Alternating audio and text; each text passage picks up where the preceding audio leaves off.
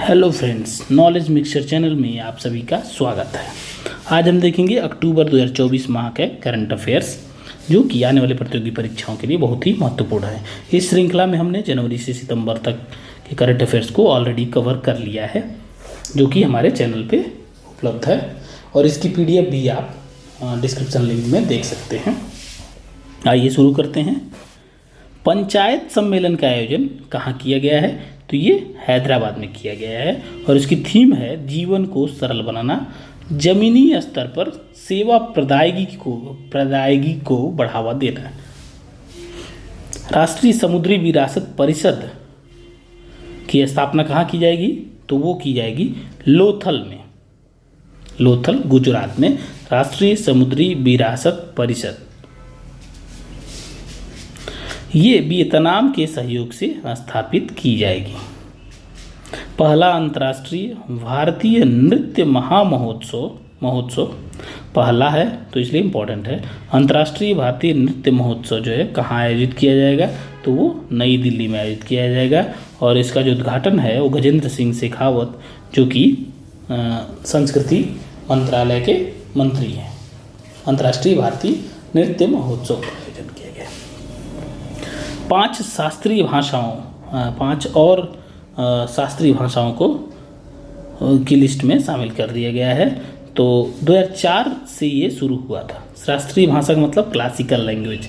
तो सबसे पहली जो भाषा थी क्लासिकल लैंग्वेज में शामिल होने वाली वो थी तमिल, उसके बाद संस्कृत, उसके बाद तेलुगु, उसके बाद कन्नड़, उसके बाद मलयालम और उड़ीसा जो है वो सबसे लेटेस्ट है, 2014 में शामिल होने वाला शास्त्रीय भाषाओं की सूची में। तो 5 और मतलब 5 बढ़ा दिया गया है और तो टोटल शास्त्रीय भाषाओं की संख्या जो है वो 11 हो गई है। पहले से 6 थी और अब 5 नए शास्त्रीय भाषा सेलेक्ट किए गए हैं।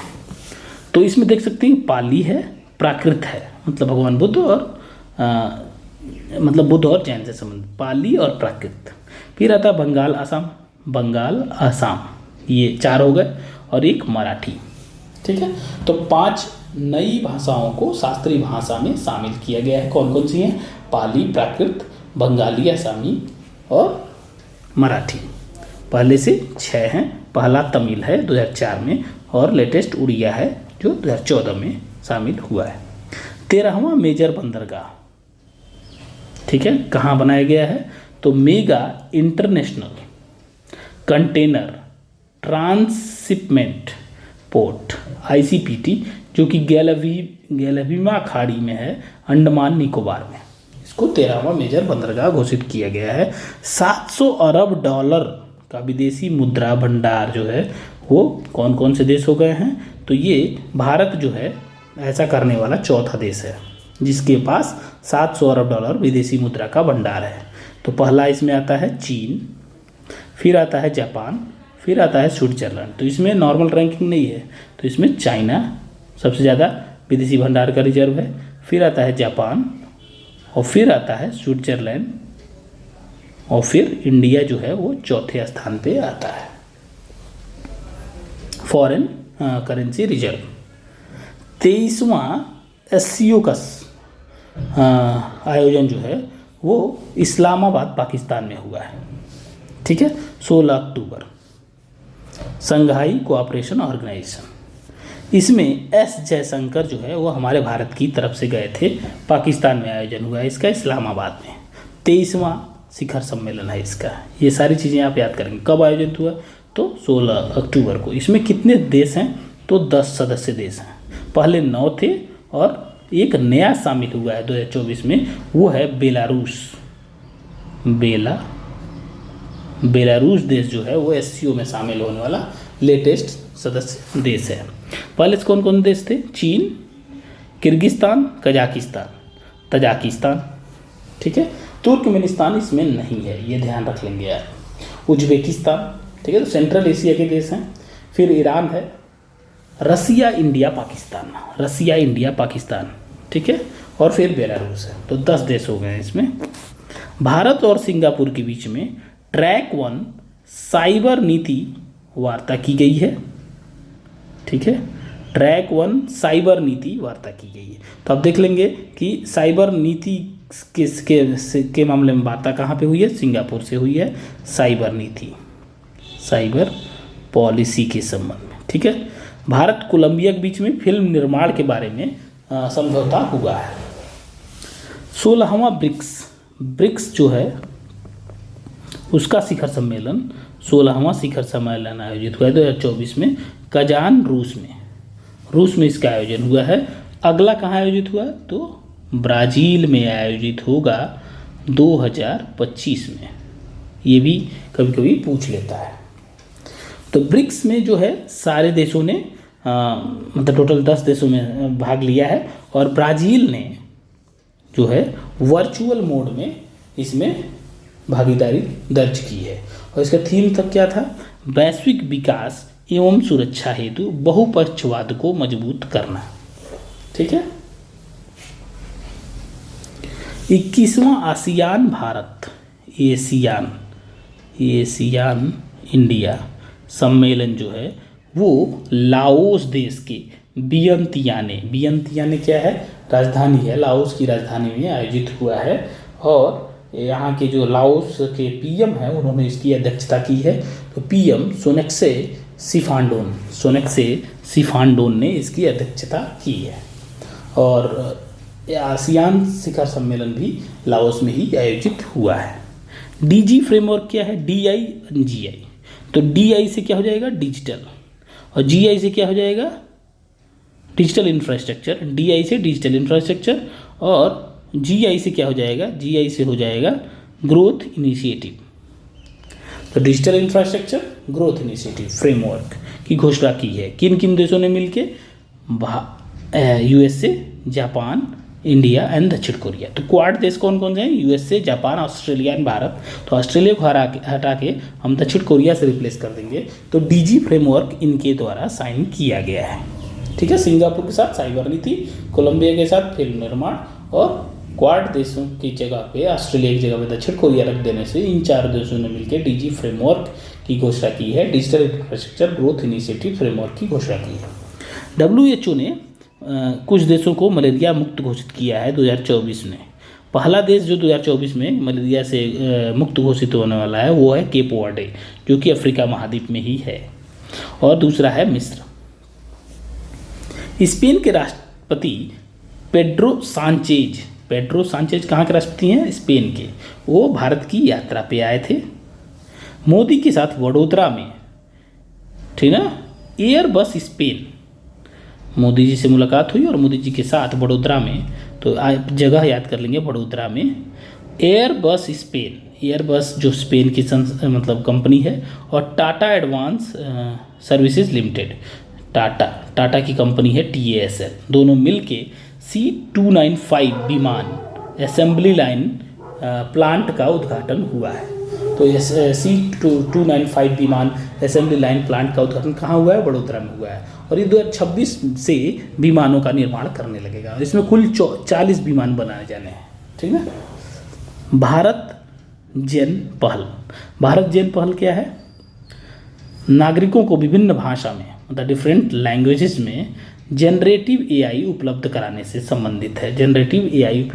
संबंधित है।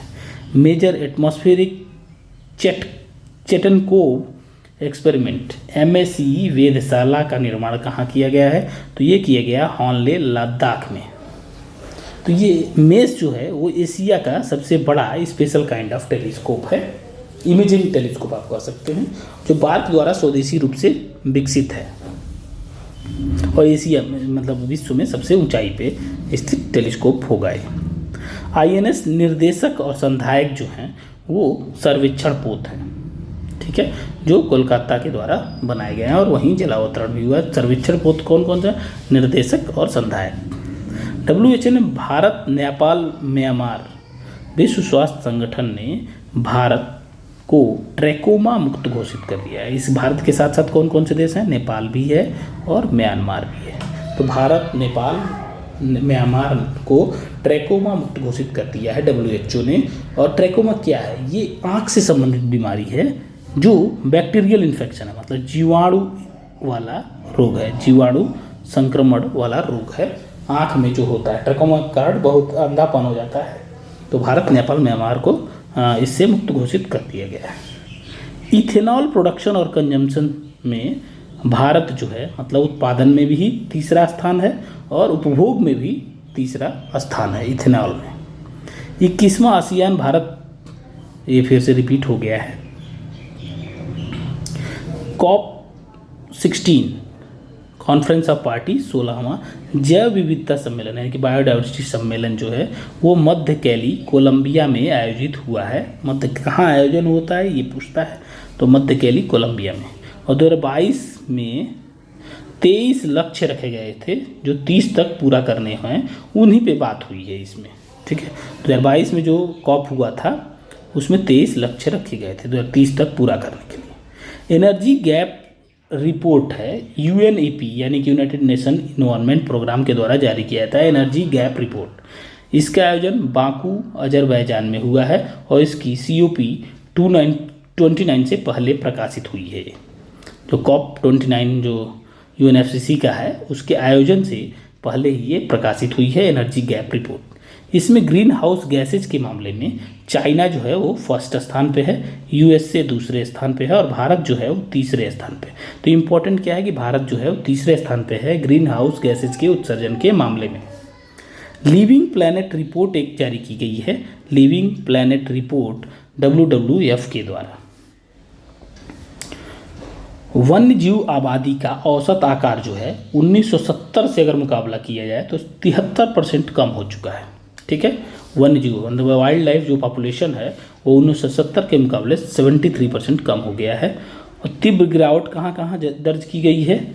मीठा पानी पारिस्थितिक तंत्र में 85%, स्थलीय में मतलब लैंड पे 69% और समुद्र पे 56%। तो मीठे पानी के पारिस्थितिकी तंत्र में सबसे ज़्यादा गिरावट दर्ज की गई है। लैटिन अमेरिका और कैरिबियन देशों में सबसे ज़्यादा गिरावट 95% देखी गई है। अफ्रीका में 76% गिरावट देखी गई है। तो ये सारे डेटा आप एक बार देख लेंगे जिससे आपको एग्जाम के टाइम जब ऑप्शन देखेंगे तो आपको याद आ जाए। 91 जो अब हमारे भारत के 91 मुख्य न्यायाधीश घोषित हुए हैं संजीव खन्ना, जो कि DY चंद्रचूड़ जी का स्थान लेंगे। ये 11 नवंबर को शपथ लिए। 70वां राष्ट्रीय फिल्म पुरस्कार की घोषणा की गई है 2022 के लिए। 2022 के लिए Dada Saheb Phalke life time achievement award जो है वो मिथुन चक्रवर्ती को दिया गया है। सर्वश्रेष्ठ फिल्म कौन सी है? तो आट्टम है जो कि मलयालम में है। अभिनेता, सर्वश्रेष्ठ अभिनेता ऋषभ शेट्टी हैं कंतारा फिल्म के लिए। कंतारा फिल्म कन्नड़ की भाषा की फिल्म है। सर्वश्रेष्ठ अभिनेत्री नित्या मेनन और मानसी पारेख हैं। सर्वश्रेष्ठ डायरेक्टर जो हैं सूरज वड़जात्या हैं ऊंचाई फिल्म के लिए। हिंदी फिल्म, सर्वश्रेष्ठ हिंदी फिल्म कौन सी है? तो गुलमोहर है। एक बार आप रीड कर जाएंगे। बहुराष्ट्रीय समुद्र अभ्यास 2024 ये कौन है? इसका नाम क्या है? IBSAMAR8, ठीक है। तो बहुराष्ट्रीय समुद्र अभ्यास है IBSA, India, Brazil, south Africa, ठीक ना, 3 देशों का है। India, Bharat, Brazil, south Africa देशों का है। और कहाँ आयोजन हुआ है? तो साइमन टाउन दक्षिण अफ्रीका में हुआ है इसका आयोजन। IBSAMAR, ठीक ना। नसीम अल बहर जो है वो भारत और ओमान के बीच में एक्सरसाइज है जो गोवा तट पे इसका आयोजन हुआ है। तो सारे जो एक्सरसाइजेज होते हैं वो भी इम्पोर्टेंट होते हैं। LPAI द्वारा निर्मित यात्री टर्मिनल भवन तथा मैत्री द्वार का उद्घाटन अमित शाह के द्वारा कहाँ किया गया है? तो पेट्रोपोल, पश्चिम बंगाल में किया गया है। साइबर अपराध राष्ट्रीय समन्वय केंद्र के द्वारा ब्रांड एम्बेसडर किसको बनाया गया है साइबर अपराध के लिए? तो रश्मिका मंधाना को बनाया गया है। क्रूज भारत मिशन क्रूज पर्यटन को बढ़ावा देने के उद्देश्य से इसका लक्ष्य क्या है? तो 2029 तक क्रूज की संख्या जो है दुगुनी कर देनी है। सर्बानंद सोनोवाल जो हैं वो पोर्ट मिनिस्टर हैं, इन्होंने इसकी शुरुआत की है। ग्लोबाई नेटवर्क एक है जो भ्रष्टाचार विरोधी नेटवर्क है, इसमें भारत जो है वो शामिल हो गया है। अंटार्कटिका का दूसरा सबसे बड़ा ज्वालामुखी जो कि अभी भी सक्रिय हुआ है माउंट एरेबस, इसमें से गोल्ड सॉलिड पार्टिकल निकल रहे हैं। जनरली ज्वालामुखी से क्या होता है, लिक्विड या गैसेस निकलती हैं, लेकिन यहाँ पे गोल्ड पार्टिकल, सॉलिड पार्टिकल निकल रहे हैं, तो इसलिए ये इंपॉर्टेंट रहता है। तो इस आपसे पूछ सकता है कि माउंट एरेबस ज्वालामुखी जो कि वे हाल ही में सक्रिय हुआ है कहाँ पे है, तो अंटार्कटिका महाद्वीप पे है। भारत 2025 में पहली बार खो खो विश्व कप की मेजबानी करेगा और जूनियर विश्व कप निशानेबाजी की भी मेजबानी भारत करेगा। यूरो नावल मतलब यूरोप का सबसे बड़ा नौसेना मतलब जो एक्सरसाइज है, नेवल एक्सरसाइज है, तो इसमें प्रदर्शनी है एक तरह की, तो इसमें भारत भी शामिल होगा और इसका आयोजन पेरिस में किया जाएगा। प्रयागराज महाकुंभ का लोगो जारी किया गया, लोगो में अमृत कलश दिखाया गया है और त्रिवेणी संगम गंगा यमुना सरस्वती को दिखाया गया है। रतन टाटा के उत्तराधिकारी कौन बने हैं, तो नोएल टाटा बने हैं। तेलंगाना जो है वो शेड्यूल्ड कास्ट सब क्लासिफिकेशन के लिए एक कमेटी का गठन किया है, एक मेंबर की कमेटी है, जस्टिस शमीम अख्तर को नियुक्त किया है। तो तेलंगाना ने अनुसूचित जाति उपवर्गीकरण के लिए एक समिति का गठन किया है जिसमें जस्टिस शमीम अख्तर जी हैं। राष्ट्रपति मुर्मू को अल्जीरिया ने मानद डॉक्टर की उपाधि दी है। काजीरंगा नेशनल पार्क जो है भारत का दूसरा तितली विविधता केंद्र बना है। तो पहला तितली विविधता केंद्र कौन सा था, नमदाफा नेशनल पार्क। तो नमदाफा नेशनल पार्क जो है वो अरुणाचल प्रदेश में है, जो पहला तितली विविधता केंद्र था, और काजीरंगा नेशनल पार्क जो है वो असम में है, वो दूसरा तितली विविधता केंद्र बना है। 11 नवंबर को मुख्य न्यायाधीश की शपथ ली गई है जस्टिस संजीव खन्ना के द्वारा। ये 51वें हमारे चीफ जस्टिस ऑफ इंडिया होंगे।